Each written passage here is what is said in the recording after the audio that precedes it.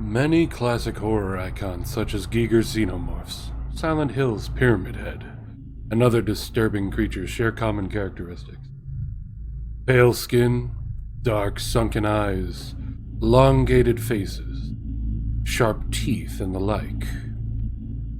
These images inspire horror and revulsion in many, and with good reason. The characteristics shared by these faces are imprinted in the human mind. Many things frighten humans instinctively. The fear is natural and does not need to be reinforced in order to terrify. The fears are species-wide, stemming from dark times in the past, when lightning could mean the burning of your tree home. Thunder could be the approaching gallops of a stampede. Predators could hide in the darkness, and heights could make poor footing lethal. The question you have to ask yourself is this: what happened deep in the eras before history began that could affect the entire human race so evenly as to give the entire species a deep instinctual and lasting fear of pale beings with dark sunken eyes, razor-sharp teeth, and elongated faces? Be careful out there.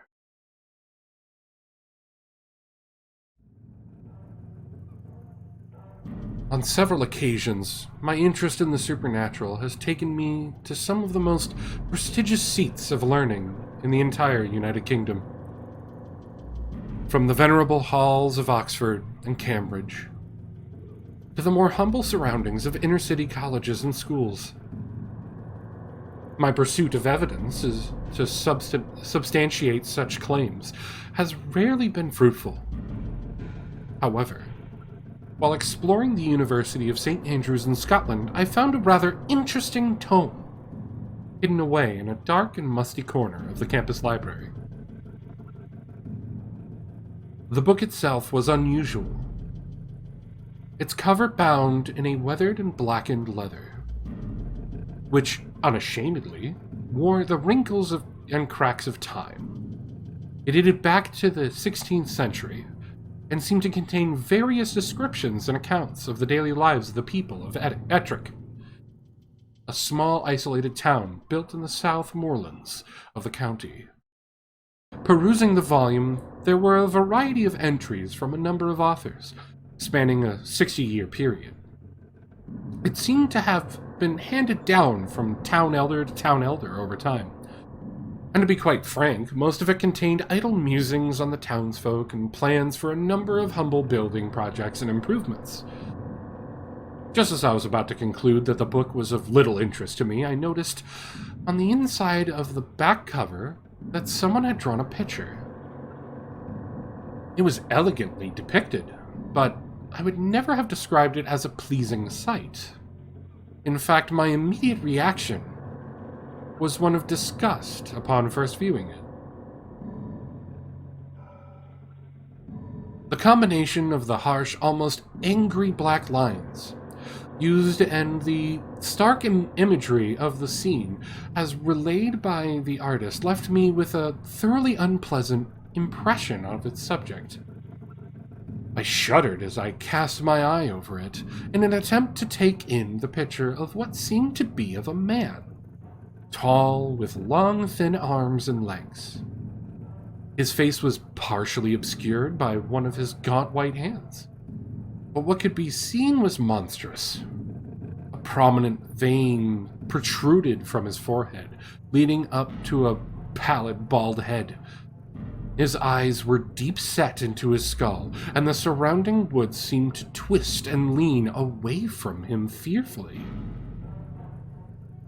At first I assumed that the picture was some form of hideous graffiti, but at the bottom of the page was inscribed the date of 1578, and a rather unusual name, Herbert Solomon. Whether this was the name of the menacing figure in the drawing or of the artist, I didn't know. Disturbed yet compelled by that dark woodland scene, I decided that the book required further study. I desired greatly to know who this creature was, and why someone had felt the need to capture this strange form in a drawing. A drawing at the back of a book otherwise used to record the lives of the townsfolk.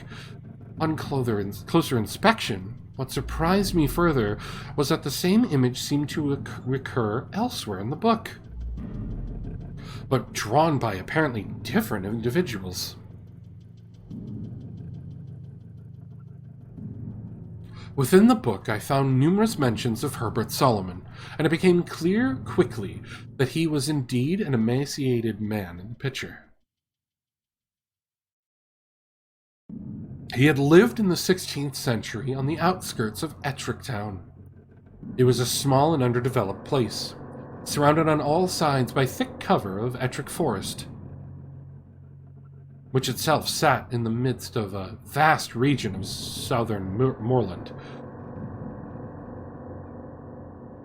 The town had a small parish church, with one humble steeple.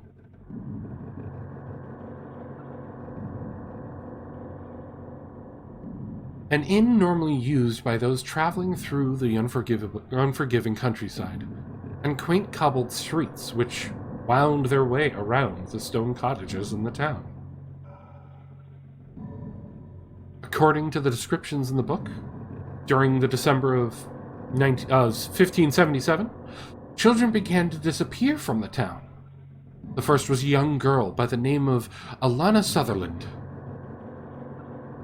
She had been playing with some friends by an old well on the outskirts of the town, but had dropped a small toy down it accidentally, which had caused her much distress.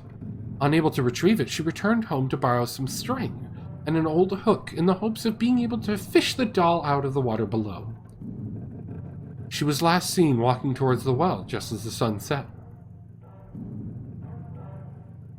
In a panic, the townsfolk searched. They dredged the well. They combed the wheat fields, and even sent several groups of those willing into the surrounding woods. Alas, the girl was not found. A few days later, a young boy by the name of Eric Kennedy was running an errand for his grandmother.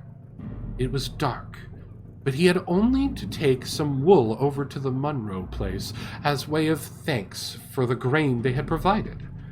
And they lived but only a few streets away.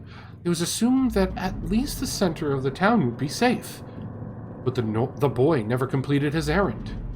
He vanished, as if he were torn from existence.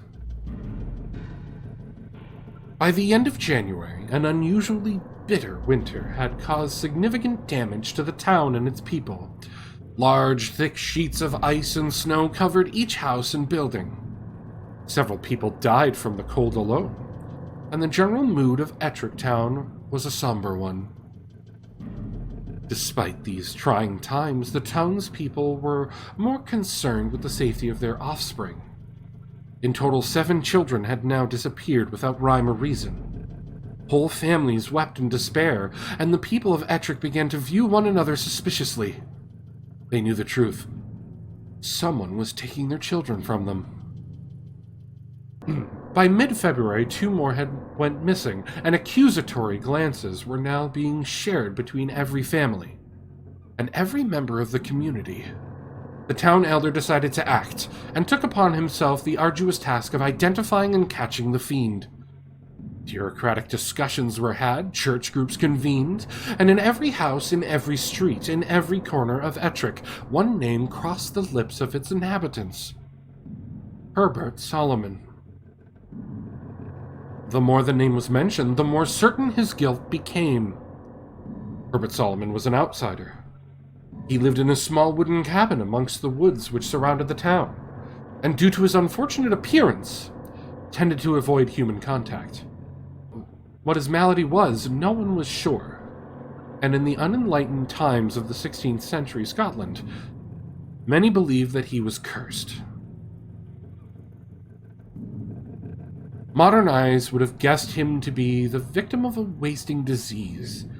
He rarely ventured into town, except on a few occasions, to trade for supplies, and even in those instances, he covered his face with a brown tarnished hat and a gray piece of cloth, which obscured his features below, 2 deep set and darkened eyes.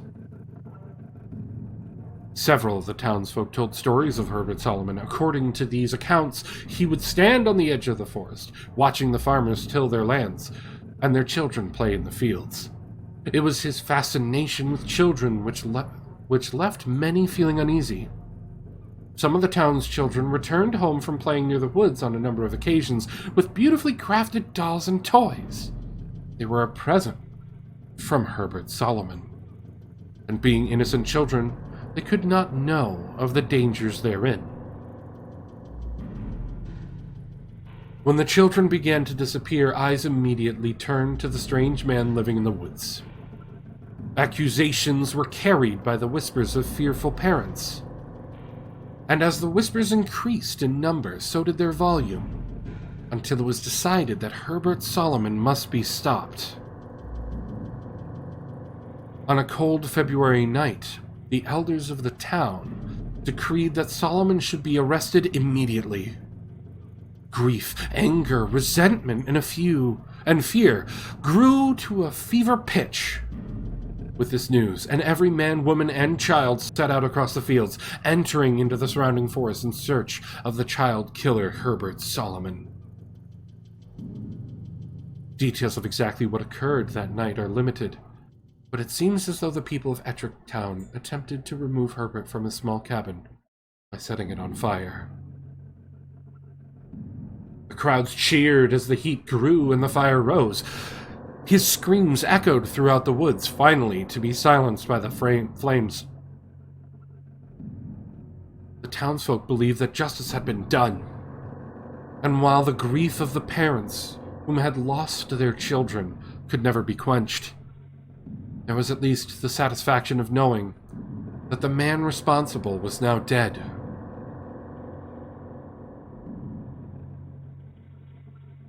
However, over the following few days, an unease descended upon the entire town.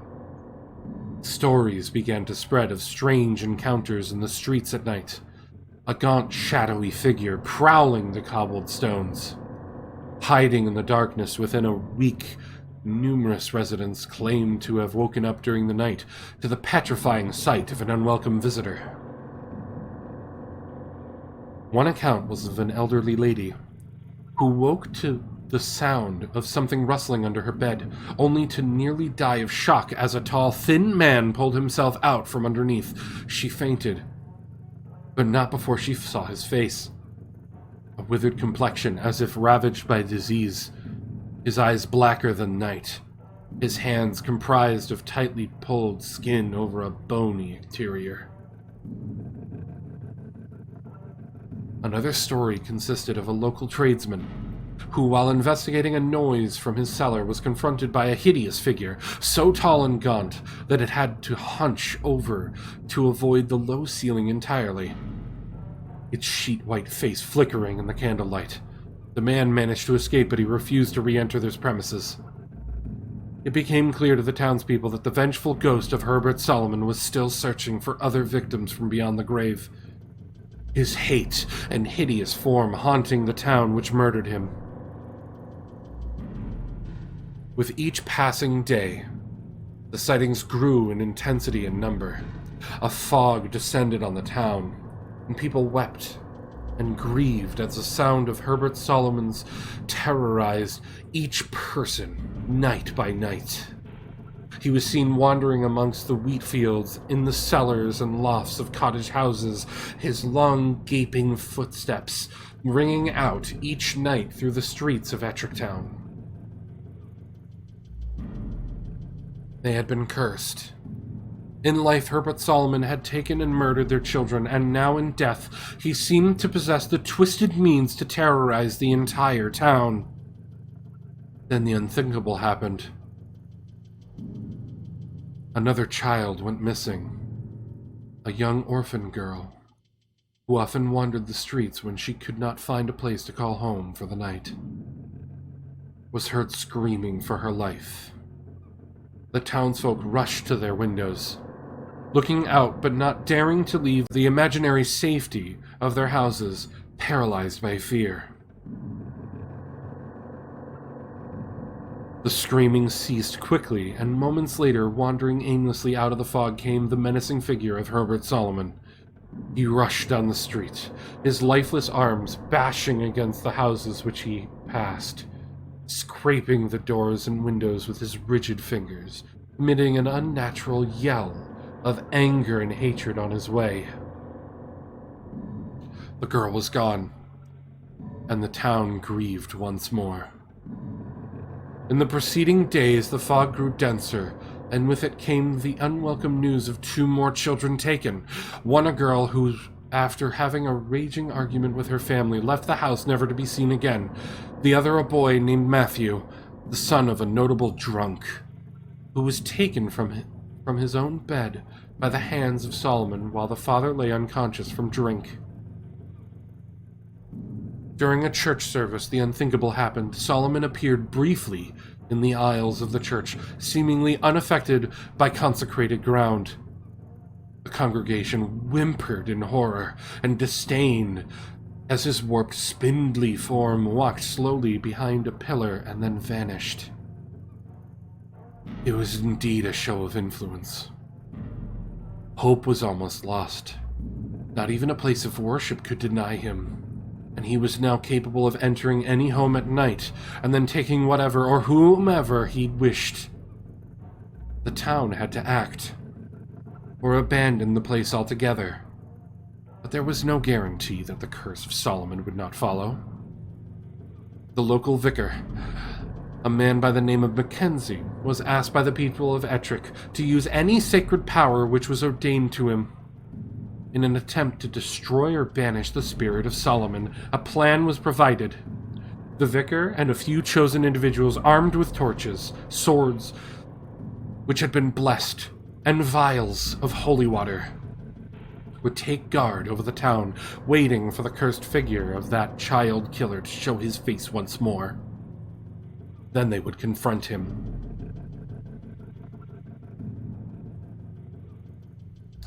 Observing as much of the town as possible from several house windows, roofs, strategic street corners, Mackenzie's chosen waited. They did not, however, need to wait long. That night the lonely figure of Herbert Solomon appeared through the mist, walking the streets of Ettrick with purpose. Yells and screams rang out as people alerted one another that Solomon had returned. Families held their children close as dark thoughts consumed the town. Please spare my child. Take another's. Mackenzie was the first to confront him. His will was shaken by the sight of Solomon's hideous pallid face, rotten and ravaged. The gangly, spindling figure stood staring intently at the vicar through black, clouded eyes. Another man now joined, then another. Before long, Herbert Solomon was surrounded. Mackenzie instructed the men to slowly close the circle, drawing their swords with one hand while brandishing flaming torches with the other. Fear gripped them, but they knew that this could be their only chance. Mackenzie threw a vial at Solomon's lumbering feet, and he uttered a Christian psalm.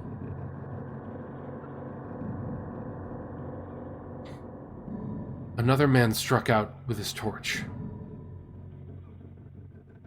The blow cracked as the cloth-covered arm of Solomon caught fire. Cheers rang out from the townsfolk, watching from their homes above, but the man had strayed too close, providing a gap in the circle which Solomon claimed with purpose. He fled. His spindling legs and flailing arms cast spider-like shadows on the walls and cobbled streets as he passed. The townsfolk gave chase, following the pathetic figure as it negotiated each street corner, lane, and courtyard in an attempt to escape their rage. The noise alerted the town. Herbert Solomon is trying to flee.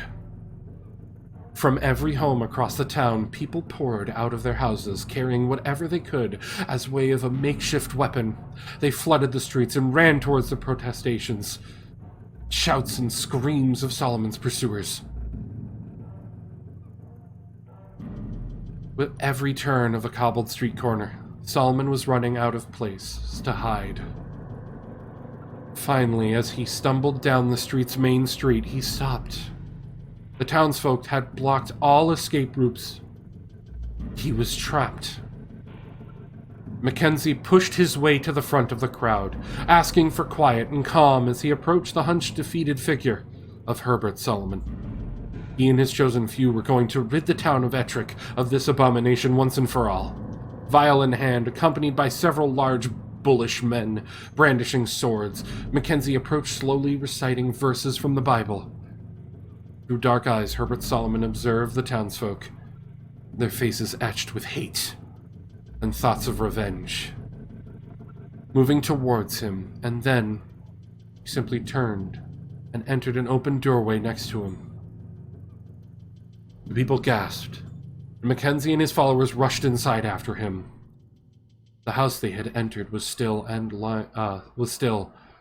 lying on the hard wooden floor of the main hallway was a pale body of a young girl. The creaking of floorboards underweight sounded above as numerous pursuers searched the house, disappointed to find nothing. Something miraculous occurred. The little girl gasped for air. She was alive. She had little or no strength. All she could do was utter one word. "Below." The cellar of the house Mackenzie found a grim and horrific scene. The floor was covered in blood, and the quiet, dead body of a man lay face down upon it. Chained to the walls of that dim place were the children who had been taken. They were partially drugged, malnourished, and traumatized, but they were alive. The town rejoiced with the news. Families were reunited, lives were mended. The mist of a bleak and horrible winter slowly lifted, and all seemed well. On regaining their strength, the children recounted what had befallen them. Each of them had been taken by a man called Tom Sutherland. He was the father of the first girl who had went missing, and it appeared that it was he who had killed her. No one knew for sure, but many were aware of his bad temper, and on more than one occasion he had beaten poor Alana. Consumed by guilt and loss, Sutherland began taking children at knife point and locking them in his cellar, often drugging them with a local herb, and occasionally beating them while pathetically weeping in self-pity.